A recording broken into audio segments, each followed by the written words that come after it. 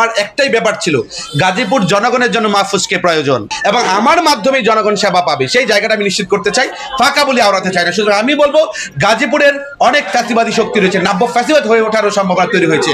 এখন যখন আপনি নমিনেশন, তারপরে আপনার চোখ ছলছল করছে কেন?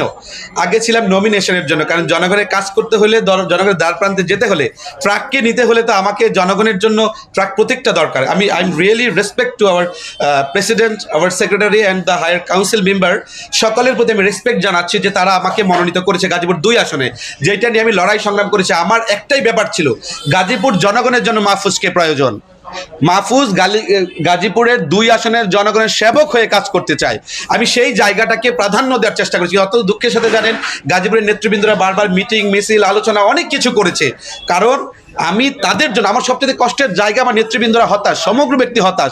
সেই জায়গা থেকে আমি গণ অধিকার পরিষদের এভরি লিডার্স, আমাদের ফারুক হাসান সবকে, I am really grateful to you all kinds of member in our party right now. You know that the higher council member, the all member support me.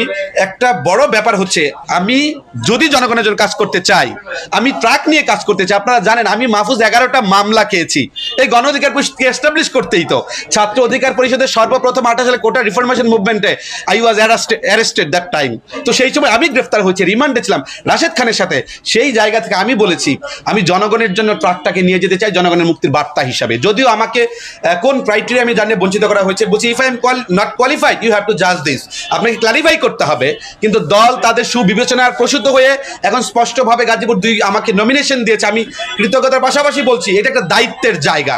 গাজীপুরে আপনারা রাজনীতিতে ফাঁকা গাল গল্প অনেক শুনেছেন, সেই জায়গা থেকে বেরিয়ে এসে জনবান্ধব রাষ্ট্র ব্যবস্থা গড়ার জন্য আমার আসন কিভাবে জনবান্ধব করতে পারি, শুধু কথার মাধ্যমে সীমাবদ্ধ নয়। এই যে গাজীপুরের নেতৃবৃন্দরা দেখছেন, তারা প্রায় মিটিং, মিছিল, আন্দোলন, সংগ্রাম করেছে গাজীপুরের জনগণের দাবি আদায়ের জন্য। সেই দাবি আদায়টা আমি যেমন এগিয়েছি, তেমনি দায়বদ্ধতার মধ্যে পড়েছি বেশি। তাদের দায়িত্বটা এখন আমার ঘাড়ে এসে পড়েছে। সেই জায়গা থেকে আমি স্পষ্টভাবে বলতে চাই যে গাজীপুরকে, আপনারা জানেন বাংলাদেশের সন্ত্রাসযজ্ঞের নগরী হচ্ছে গাজীপুর, আরেকটা হচ্ছে নারায়ণগঞ্জ। কিন্তু গাজীপুরকে আমরা এই সন্ত্রাস মুক্ত করার জন্য প্রথম প্রায়োরিটি থাকবে। আপনারা জানেন যে মাদক সেবন, বিভিন্ন গার্মেন্টস জোনাল ইস্যু নিয়ে সেই বিষয়টা খুব বেশি গুরুত্ব দিচ্ছে।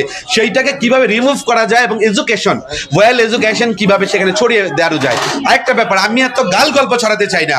আমি একটা জনগণ আমাকে কেন গ্রহণ করবে, কেন তারা ওয়েল অ্যাকসেপ্ট করবে, ওয়ান থিং হিয়ার, আমি তাদের জন্য জনগণের মাধ্যমে গাজীপুর 2 পরিচালিত হবে। আমি যদি নির্বাচিত হই, ট্রাককে যদি নির্বাচিত করতে পারি, কিভাবে নির্বাচন করব? জনগণের মতামত দেওয়ার কোনো সুযোগ নাই। তো ওই একটা ভোট দিয়েছে, এইটাই বেশি আমাদের পার্সপেক্টিভ অন আওয়ার কান্ট্রি। কিন্তু আমার কথা হচ্ছে গাজীপুরের প্রত্যেকটি পাড়া, মহল্লা, মৌজায় অভিযোগ বক্স থাকবে এবং অভিযোগ বক্সের মাধ্যমে সরাসরি তাদের মতামতের ভিত্তিতে প্রতি মাসের 1 তারিখে সেটা ডিসক্লোজ করা হবে, ওপেন করা হবে। এবং তাদের মতামত, কেউ যদি হয়রানি হয়, কেউ যদি নির্যাতিত হয়, কেউ যদি নিপীড়িত হয়, এবং যদি ওয়েল ডেভেলপমেন্ট করার জন্য কোনো কাজ থাকে, সেইটা আমরা উন্মোচন করে আমরা সর্বোচ্চ সমাধানের চেষ্টা করি। তার মানে কি, এই জনগণের মাধ্যমেই তো আমি সেখানে মেম্বার পার্লামেন্ট হব এবং আমার মাধ্যমেই জনগণ সেবা পাবে, সেই জায়গাটা আমি নিশ্চিত করতে চাই, ফাঁকা বলে আওড়াতে চাই না। সুতরাং আমি বলবো গাজীপুরের অনেক ফ্যাসিবাদী শক্তি রয়েছে, নাব্য ফ্যাসিবাদ হয়ে ওঠারও সম্ভাবনা তৈরি হয়েছে। আমরা ফ্যাসিবাদকে লাল কার্ড দেখিয়ে, গাজীপুরের মানুষ জানে অনেক সময় দলীয় প্রতিজ্ঞা নিয়েও বিজয়ী করছে। মানুষের ভালোবাসা, সেই ভালোবাসা আমার সাথে আছে। আমি স্পষ্টভাবে বলতে চাই, জনগণের জনবান্ধব রাষ্ট্র ব্যবস্থা গঠন করা যেমন কেন্দ্রীয়ভাবে ভূমিকা রাখছি, তেমনি গাজীপুরের মানুষের সবার rights, political rights, basic rights সবকিছু এস্টাবলিশের জন্য আমি সর্বোচ্চ লড়াই করব। কারণ আমি প্রিভিয়াস টাইমে ত্যাগ স্বীকার করেছি, এখনো ত্যাগ স্বীকার করার মানসিকতা রয়েছে, ভবিষ্যতে সর্বোচ্চ ত্যাগ মাহফুজ জনগণের জন্য করবে।